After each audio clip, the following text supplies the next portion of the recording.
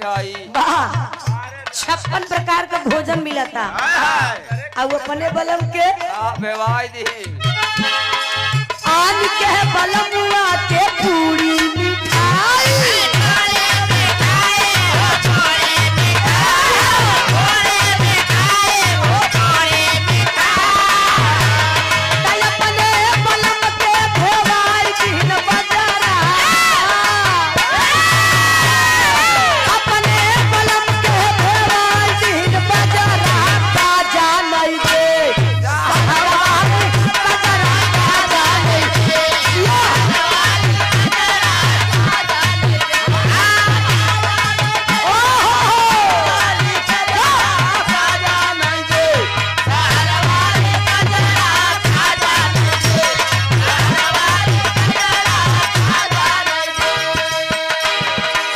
आन के बलमुआ के पूरी मिठाई अपने बलम के भेवाई दीन बजरा अपन लड़का दूसरे के मन से दू बड़ा निक लगा थी पुरनिया करे बा आन के बलमुआ के सेज सुतावै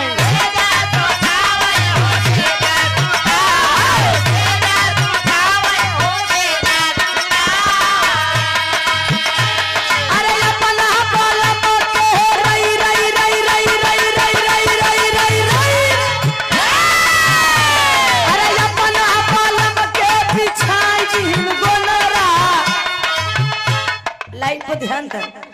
आन के बलमुआ के सेज सुताऊं बढ़िया मखमली गद्दा रजाई ऊपर से रजाई ऊपर से नीचे मोहन है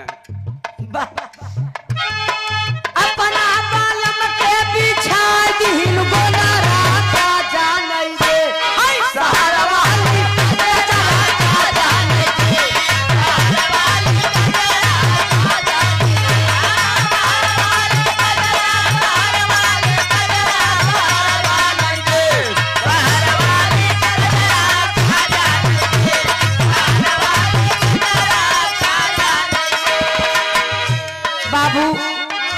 कौनो दुल्हन के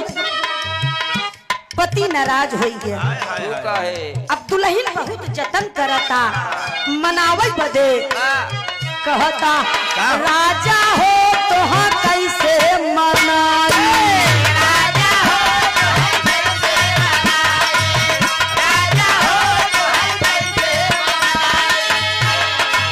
दिन में चयन रात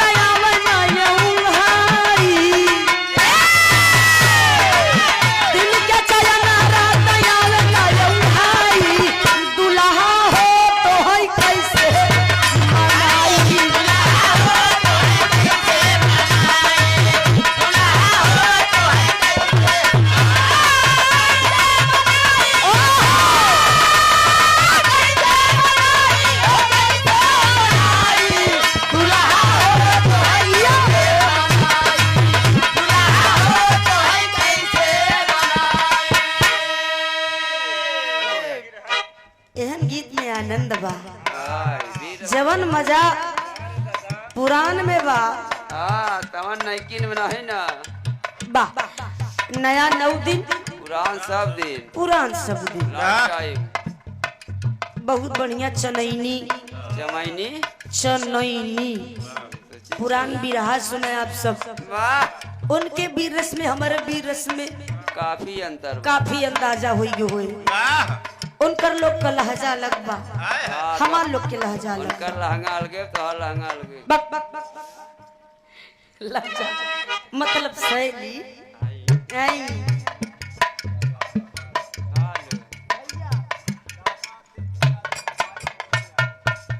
दादा आदरणीय चाचा तेजू यादव जी के भाई आदरणीय श्री भोनू यादव जी चाचा जी की ओर से 101 रुपया पुरस्कार पहले प्रणाम बहुत बहुत अभिनंदन बा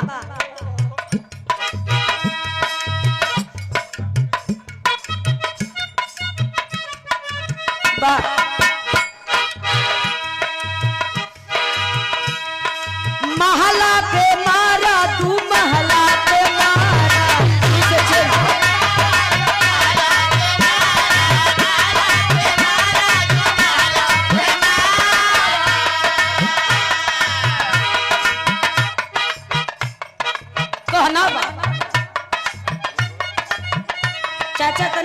बिरहा जाए का एक बार लिया देता एक बिरहा ये गा दे आओ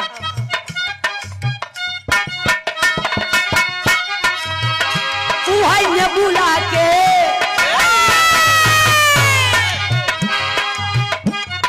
चाय की नहीं मिजाज बन जाए एक गाय के बिरहा गाई दे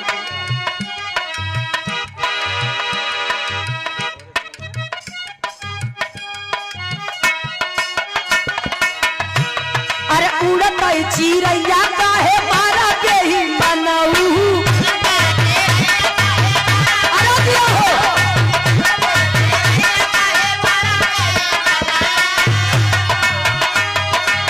महला के मारा तू महला के मारा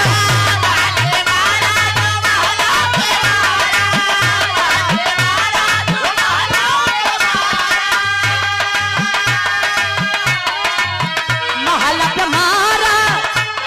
तू महला पे मारा है तू है यंगना के बीच का है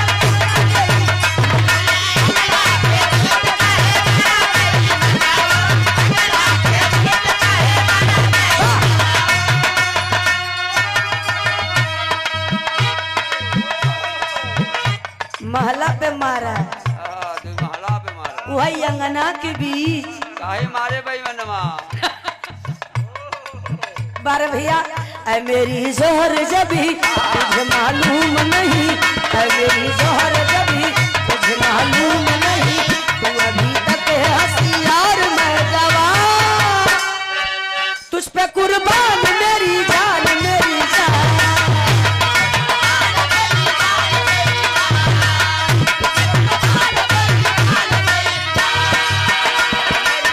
ये सोचिया ये भाग्यपन जो तुझ में है कहीं नहीं ये सोचिया ये भाग्यपन जो तुझ में है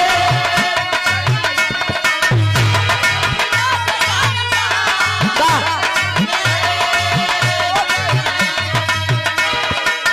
ऐ मेरी जोहर जबी तुझे मालूम नहीं तू अभी तक है हंसी और मैं जवान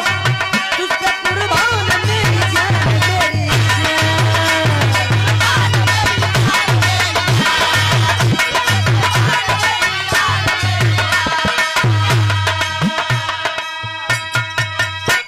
बड़ी सुंदर गीत कड़े दिन भैया एक गायन है चाय कहाँ बा आधी पीछे बा देने लोग मिजाज बनाई दे